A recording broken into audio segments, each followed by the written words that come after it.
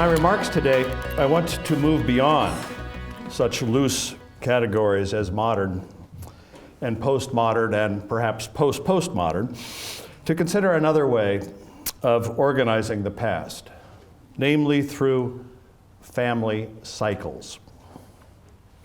The apparent joint death of family and faith has been argued for at least 35 years. Sociologist William D. Antonio, one-time president of the Society for the Scientific Study of Religion, he had once maintained that religion and family life were simply two sides of the same coin. Strong faith was correlated with healthy family life. However, in 1980, 35 years ago, he concluded that religion and the family had, quote, come to the end of their long affair, unquote. The traditional Western family, shaped and reinforced by Christian faith, now ran counter to the main thrust of American life, specifically individualistic hedonism. Accordingly, what D'Antonio called the religion-family complex could no longer fulfill its task of social control. The present and the future belonged to categories such as careerism and the pursuit of private pleasures. He argued that churches should abandon the futile defense of anachronistic dogma. Instead, they should listen to the people and learn from them. A one-way conversation that would indeed lead from a contraceptive mentality and easy abortion to the remarkable contemporary concept of same-sex marriage. Much more recently, Mary Eberstadt asserts in her 2013 book, How the West Really Lost God, a New Theory of Secularization, argued that religious faith declines or flourishes in close correlation to family life. Put another way, family decline in Western Europe and North America preceded secularization. It came first and pushed it along. The religious boom of the 1940s and the 1950s was actually conditioned and encouraged by the marriage and baby booms of that era. In the same way, it was family decline starting in the 1960s, driven by equity feminism and the sexual revolution, which drove religious decline or secularization, symbolized at the beginning by the infamous cover of Time magazine in 1996, Is God Dead? The problem with such pessimistic interpretations is that they lift events of the late 20th century out of a deeper and much richer historical context. I'm currently working on a book manuscript arguing that there have been 4 distinct cycles in the history of the family in America. These cycles show periods of strengthening or weakening of a distinctive American family system around a common normative model, involving early and nearly universal marriage, high fertility, close attention to parental responsibilities, complementary gender roles, flexible but clear intergenerational bonds, an ideal of family economic autonomy, and, key for us today, religious commitment. Such features have distinguished, I'm arguing, the American family system from a European model that has also been identified since about 1700. The European model involves late marriage, a high proportion of the adult population which never marries, and relatively low fertility. Importantly, and somewhat surprisingly, these cycles of strength and weakness have occurred in consistent 50-year swings. Roughly speaking, periods of strength are evident from 1630 to 1680, from 1730 to 1780, from 1830 to 1880, and from 1930 to 1970, an abbreviated cycle of only 40 years. These familistic periods of strength were set off by periods of decline. Again, decline periods, 1680 to 1730. 1780, right after the American Revolution, to 1830. And again from 1880 to 1930. Again, noting that a period of decline, another one measured statistically, began around 1970. In my lecture today, I want to focus primarily on the period from 1930 to 1970, the most recent upswing, if you'll have it. I will identify some of the sources or root causes of this period of renewal, some of which came a little earlier, with a special emphasis on the role that was played by the Roman Catholic Church in America and by Roman Catholics in stimulating this cyclical revival. I will comment only briefly on the era of decline or decay, but we'll focus again on Catholic examples. And I will also then close by considering the prospects for renewal that lie ahead. Because if I am correct, a new time of religious and family revival may lie in the very near future.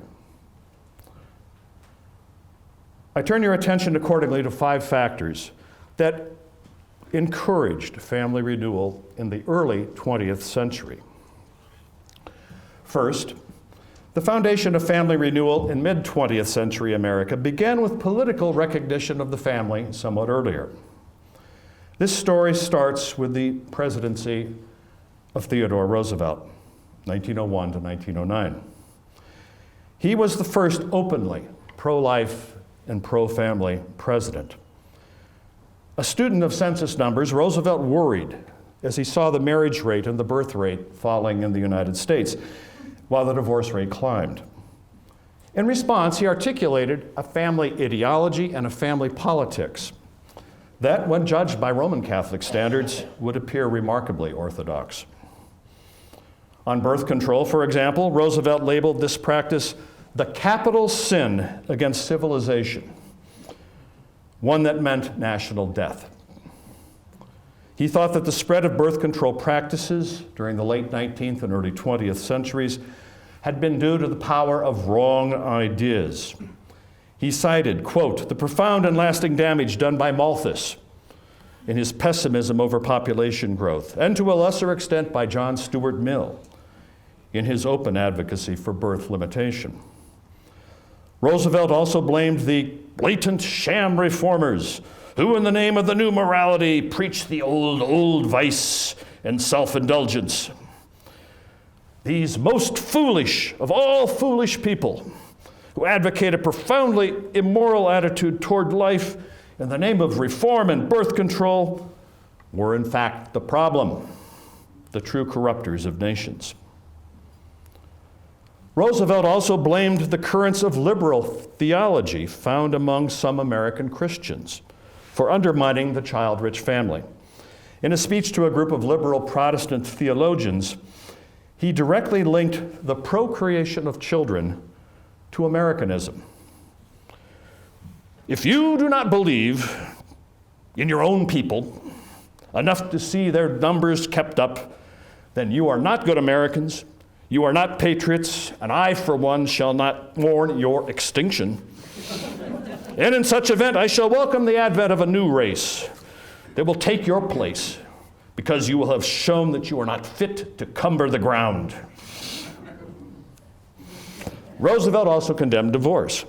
As he told the National Congress of Mothers in 1905, easy divorce is now, as it ever has been, a bane to any nation, a curse to a society, a menace to the home, an incitement to married unhappiness and to immorality.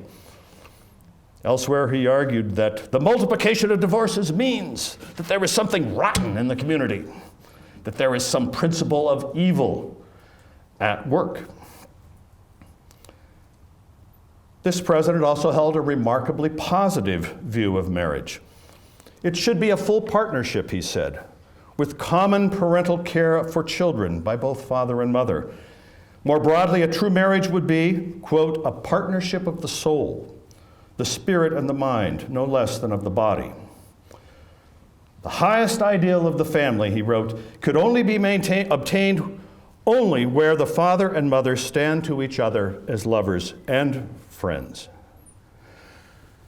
Well, it's hard to imagine a modern president speaking with such force and eloquence on these matters. And in truth, even Roosevelt's biographers, including most recently Edmund Morris, ignore almost completely these profound insights of Mr. Roosevelt.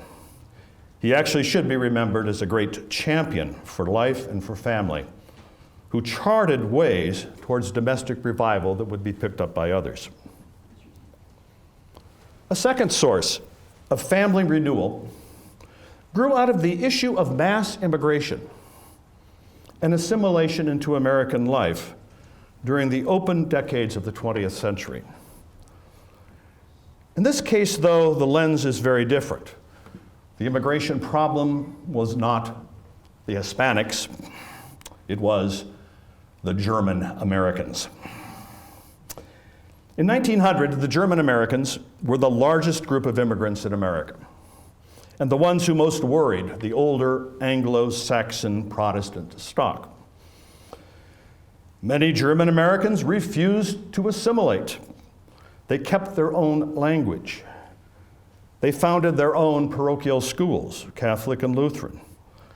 And they organized into the Deutsche Amerikanischer Nationalbund, the German-American National Alliance, which pulled together over 6,000 independent German-American entities into a national lobby.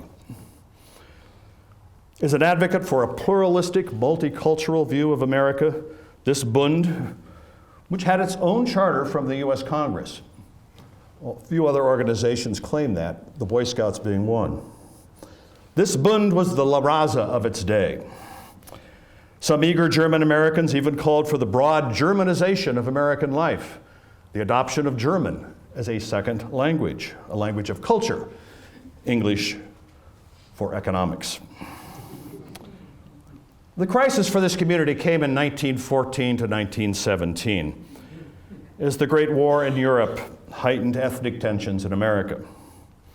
President Woodrow Wilson set out to crush what he called hyphenated America, with the German Americans and the anti-English Irish Americans as his primary targets. The German Americans, meanwhile, strove to keep the United States strictly neutral in the war. By early 1917, though, they had failed, and the institutions of German America were openly and sometimes violently suppressed. Even the ratification of the 18th Amendment to the Constitution, which prohibited all alcoholic drink, can be seen as an anti-German act. For the Germans were actually unified only on one point, the importance of beer and wine to the good life. All the same, though, German America from that time period had another legacy. Quietly, but with real impact, German American Christians introduced a new corporatist worldview into American life, with a focus on the vital social role played by such intermediary institutions as family, church, and community. A great book here by John Yardy, late John Yardy at Berkeley, called Minds of the West. I recommend this here. We see in this work, according to Yardy, romantic notions of an organic society composed of people enveloped by groups taking root. Among German Roman Catholics, the influence of this new social Catholicism was particularly strong. In 1891, the German American Catholic organizations Zentralverein and the Katholikentag passed resolutions praising Pope Leo XIII's new encyclical, Rerum Novarum, and pledged to see its principles implemented in the United States. As Father Anton Heiter explained at the time, German Americans must, quote, enter into the Christian social movement, which Leo XIII has so happily inaugurated, and to which our Catholic brethren of Germany owe their great success. German American authors gave special attention to the qualities and models of the German Hausfrau, the mother and the housewife, as a model for American women. As historian Albert B. Faust wrote in 1911, America would not be what it is in vigor, population, and the bedrock civilization except for the home training exemplified by the German-American housewife. Historically, the emphasis laid upon the household arts, such as cooking, sewing, care of the house and children, by so large a formative element of the population, from the earliest period of German immigration to the present time, cannot have resulted otherwise than in impressing the economic advantage of the principle, the housewife, the homemaking principle, and furnishing an example for imitation. These profound images of the traditional Christian German-American home fed into the social politics of what's now called the maternalist movement, sometimes also called social feminism. Maternalism worked to reshape American public policy to reinforce the traditional home. Women such as Julia Lathrop, Grace Abbott, Edith Bremer, Frances Keller, Dr. Josephine Baker, Grace Abbott, and Mary Anderson argued for a family wage for fathers so that mothers would not have to work. And they labored to reinforce the homemaking role for women, which they saw as an assimilation tool. As one of them put it, one motherhood from diversely situated women. That's how you assimilate an immigration group. One motherhood from diversely situated women. Between 1912 and 1964, maternalist ideas dominated the shaping of federal social policy. Early victories included 1912, creation of the U.S. Children's Bureau as part of the Department of Labor, which launched massive baby-saving campaigns, promoted breastfeeding, organized National Baby Weeks in 1916 and 1918, which drew millions of women into parades and seminars, and created Little Mothers Leagues among urban immigrant children. The elevation of Mother's Day by Congress to a national holiday in 1914. Passage of the Smith-Lever and the Smith-Hughes Acts, which provided federal funding for the instruction of girls in home economics. And the Shepard-Towner Act of 1921, which provided pre- and postnatal care to young mothers and their babies. It was the first federal medical entitlement. All of these measures reflected, and were in significant part, the result of distinctive German-American views of motherhood, family, and home. While the nativists of the early 20th century had suppressed the more visible cultural attributes of German America, I argue that these deeper family-centered sentiments remained and helped to shape a family-centered interlude after 1930. Perhaps America was Germanized after all, but in this case to the special benefit of families, mothers, and babies. The third source of family renewal was, accordingly, public policy.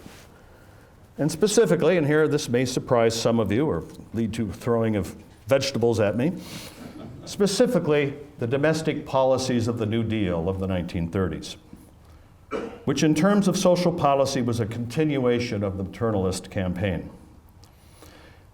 Here it is useful to note that contemporary feminist historians hate, loathe the New Deal. Recent histories covering the 1930s by feminist writers, to a woman, uniformly condemn the social policies of Franklin D. Roosevelt. Why would that be? Well, for the simple but unappreciated fact that every New Deal domestic policy initiative assumed the importance and structure of what we call the traditional family. It assumed a breadwinning father earning a family wage. It assumed a homemaking mother committed to the care of children. They assumed an autonomous home in other respects, serving as the center place of American society. For example, the New Deal maternalists were strict foes of daycare. They believed that children should be raised by mothers in their home. Key architects of the New Deal also directly carried Catholic ideals into the system. For example, Father John Ryan, professor of social ethics at the Catholic University of America, America's foremost defender of a family wage for fathers. He served on the panel that drafted the Social Security Act of 1935. Arthur Altmeyer, a German-American Catholic from Wisconsin, was the chief architect of the Social Security Amendments of 1939. This important measure, let's say in some ways much more important than the first Social Security Act, introduced the extra pension for homemakers, a 50% bonus on top of their husband's benefits. It created survivors' benefits for women and children, and similar measures. Overall, the Social Security Amendments of 1939 made support of marriage, the family wage, the stay-at-home mother, and the large family the favored objects of public policy. Any deviations from this norm, divorce, illegitimacy, working mothers, deliberate childlessness, any of these faced significant financial disincentives. The whole New Deal project was ably summed up by Molly Dewson, head of the Women's Activities Department for the Democratic Party. When you begin to help the family to attain some security, you are at the same time beginning to erect a national structure for this same purpose. Through the well-being of the family, we create the well-being of the nation. In short, I argue that the New Deal used the state to reinforce the family in a very traditional form. And this is the explanation why so many active Catholics during the 1930s and 40s and 50s, your parents and grandparents, why they voted for the Democrats. They were, at that time, the party of the family. Fourth, this episode of family renewal also enjoyed the encouragement of the popular media. Representative here are the work and goals of Henry Luce, founder and editor of Time, Life, and Fortune magazines, and another half dozen. Life magazine in particular showed an enormous influence by the late 1940s. 1/3 of all American families subscribed to this weekly. Luce consciously used this picture magazine to promote a common American identity rooted in images of family and faith, to bind the nation as the heir and protector of Western civilization. On religious questions, a major issue for Luce was the place of Catholicism in American life. Life magazine regularly featured Catholic themes and personalities, such as the Jesuit scholar John Courtney Murray. This is usually attributed to the influence of Luce's wife, Clare Boothe Luce, one of the most famous of Catholic converts during the 1940s. Indeed, when the managing editor of Life, Joseph Thorndike, resigned in 1948, he privately confided to his successor that he worried about the Catholic Church taking over the magazine. Yet it seems clear that Luce's public celebration of Catholicism had deeper purposes. Luce, a Presbyterian, recognized that America could not be unified and active in the world without the loyalty of its largest single religious denomination. Catholicism in America must be reconciled for the good of the nation, he reasoned. And this was a central part of his journalistic project. Fifth, lay Catholic activism formed still another component of family renewal in the mid-20th century. One example of this, symbolic of it, I think, was the creation of La Leche League in the 1950s. All 7 founders of the League were Roman Catholic women from the Chicago area. They had begun to meet as an action cell of the Christian family movement. Using a format designed by Canon Joseph Cargine, the women met to discuss theology and social action, with concern not just, quote, for the betterment of their own family situations, but also with the life of families everywhere. As young mothers, these women soon grafted onto their conversations a common interest in natural childbirth and breastfeeding. Seeking a name for their new entity, they responded favorably to the suggestion of one of their husbands, an obstetrician, who commonly gave to his pregnant patients medals from a St. Augustine, Florida shrine dedicated to the Madonna. Here's some bad Spanish here. Nuestra Señora de la Leche y Buen Parto. Our Lady of Happy Delivery and Plentiful Milk. So constituted, La Leche League, in the words of historian Lynn Weiner, arose to defend traditional domesticity against the assaults of modern industrial life and to dignify the physical, biological side of motherhood in ways that proved to have surprising appeal to many Americans. Where 19th century notions of true womanhood had focused on piety and moral purity of women, La Leche League stressed naturalism,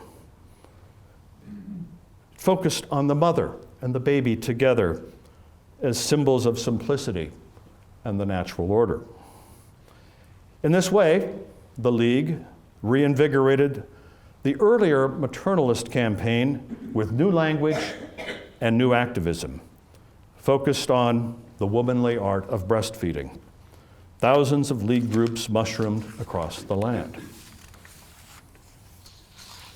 Indeed, the period from 1930 roughly to 1970 produced an extraordinary, almost heroic flowering of Catholic family life in America.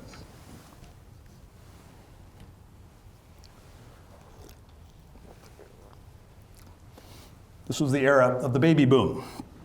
And although fertility arose for all American religious groups, it rose far more rapidly and continued longer among Catholics.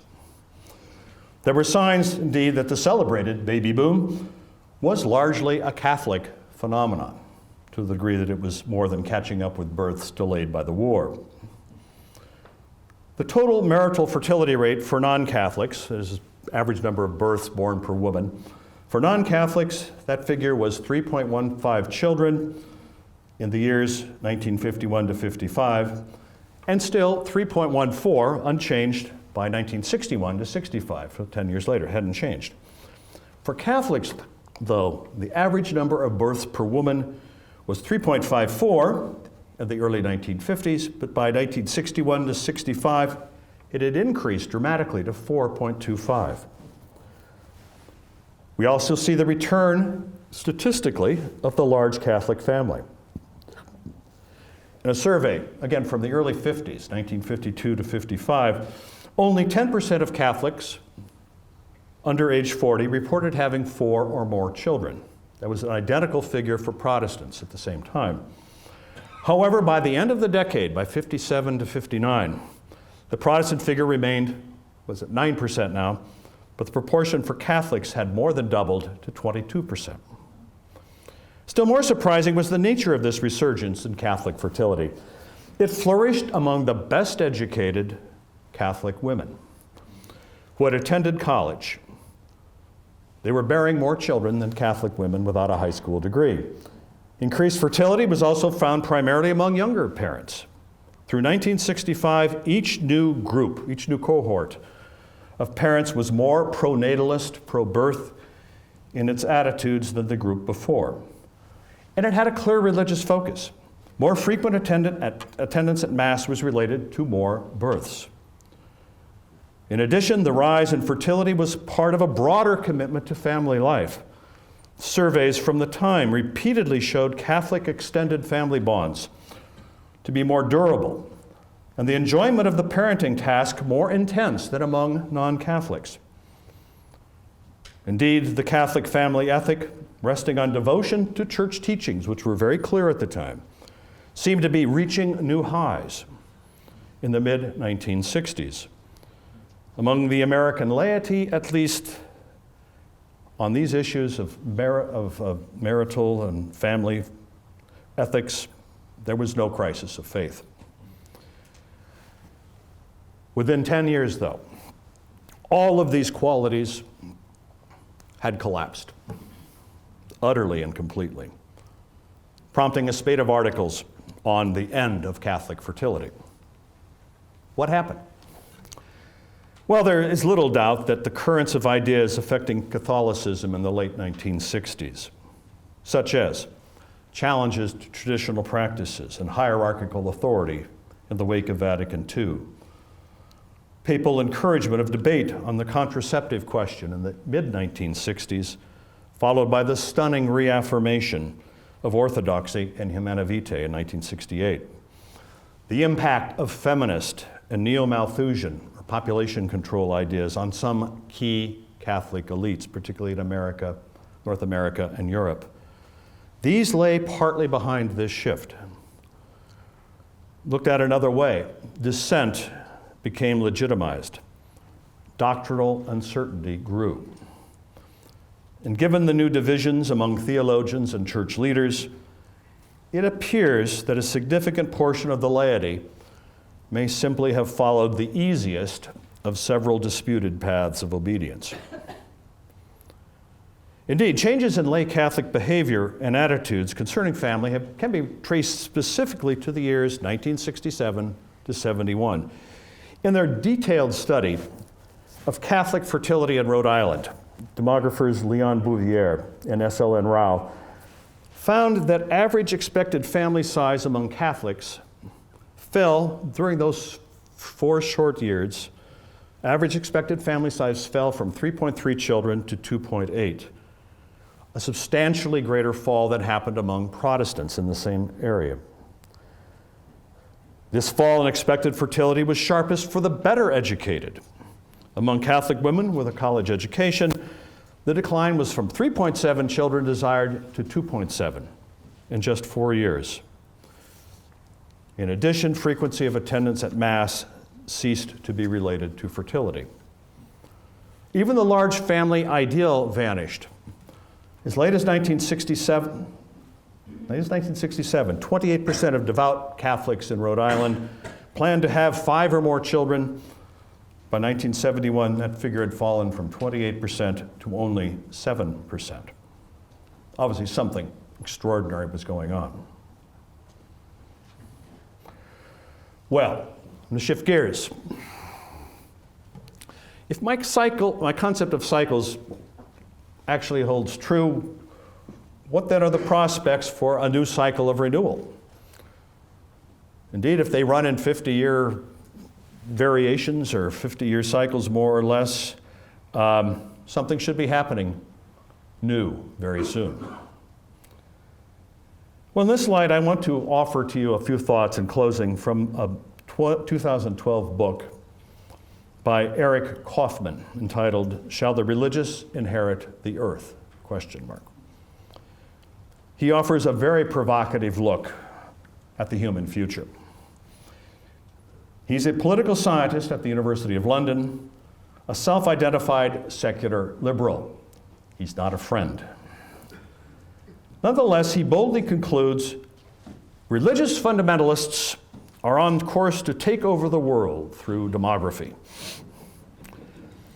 Here he uses the old American Protestant term fundamentalist to broadly describe Jews, Christians, and Muslims worldwide who take their beliefs seriously enough to allow scriptural teachings on marriage and procreation to influence their behavior.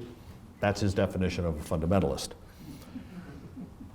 In this regard, he suggests that the future of the human race lies with groups such as American Mormons, Old Order Anabaptists, Haredi Jews, Salafi Islamists, Quiverful Protestants, Laestadian Lutherans, a group of my people who live in the North Woods of Finland and Sweden and don't believe in birth control. How did they get there? These are religious communities still faithful to God's command, be fruitful and multiply. With fertility otherwise tumbling around the globe, these religious groups with total fertility rates of between 4 and 8 births per woman are already expanding the relative share of the population. Compounded over 4 generations, the transition would prove staggering. Now, Kaufman skillfully dismantles the modern liberal myth that secularism is on the march and will dominate the future. Instead, he argues, and I quote, "We have embarked on a particularly turbulent phase of history in which the frailty of secular liberalism will become ever more apparent." Unquote. At the same time, he explains how the liberal values of tolerance and pluralism suck the life out of moderate religion, while allowing fundamentalist subcultures to emerge and grow. He summarizes in a nice line, I like this: "Secularism, like DDT, wiped out much of its opposition, but also gave rise to new resistant strains of religion." Kaufman gives extensive attention to several of what he calls Enlightenment-resistant groups. Great phrase. The ultra-Orthodox Haredi, who will shortly constitute the majority of all people in Israel. They were 1% of the Israeli population in 1948. 60% of the children in preschools and kindergartens in Israel are now ultra-Orthodox children. And they will soon displace the secular Jews who founded the country. He points to the American Mormons, who are still increasing at a rate of about 40% per decade. Some through conversions, mostly they just have big families. He looks at the quiverful evangelicals who reject the use of birth control. He looks at the old order Amish. There's some of them around here, these quaint people. But they've expanded from 5,000 in 1900 to 300,000 today. If they keep that rate up for another century, there'll be 30 million of them. They will be everywhere. Another century after that, we're all old order Amish. Okay. While seculars, that's his term, I like it again, while seculars increasingly avoid marriage and children, these faith communities have rediscovered the biblical injunction to reproduce and have, quote, thrived in the most individualistic, profane Western societies. Now, curiously, Kaufman gives very little attention to signs of the same phenomenon within Roman Catholicism. It is clear, though, that pockets of high fertility can also be found in, say, American Latin Mass congregations and other traditionalist settings. I suspect that such a high fertility subculture could even be found here in Steubenville. They're aspects of the same development. The political effects of these changes, Kaufman predicts, will be huge due to differential fertility between seculars and fundamentalists. By 2100, he argues, 3/4 of America may be pro-life. Their activism will leap over the borders of the Redeemer Nation to evangelize the world. And he closes his book with these words: "It will be a century or more before the world completes its demographic transition. There is still too much smoke in the air for us to pick out the peaks and valleys of the emerging social order. This much seems certain. Without a new secular ideology to inspire social cohesion, fundamentalism cannot be stopped. The religious shall inherit the earth." And might I add, may it be so. Thank you.